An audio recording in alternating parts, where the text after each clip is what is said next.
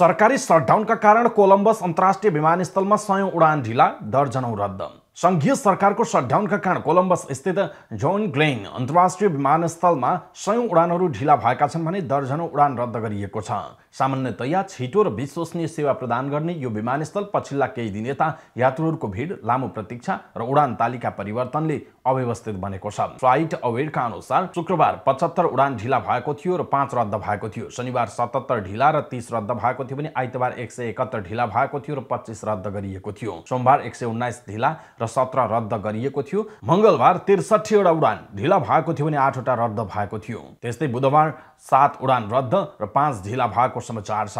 Federal aviation administration FAA सरकारी शटडाउनका कारण उच्च ट्राफिक क्षेत्रका उडानहरू कटौती गर्ने घोषणा गरेपछि कोलम्बस मात्र होइन, सिकागो र लस एन्जलसका विमानस्थलहरूमा पनि ठूलो प्रभाव परेको छ। आइतबार मात्रै सिकागो ओहार्वे विमानस्थलमा 454 र लस एन्जलसमा 325 उडान रद्द भएका थिए। सरकार पुनः सञ्चालनमा आउने भन्ने स्पष्ट अझै हुन नसकेकाले उडान सेवा अझै सामान्य अवस्थामा कहिले फर्कन्छ भन्ने कुराको निश्चित छैन।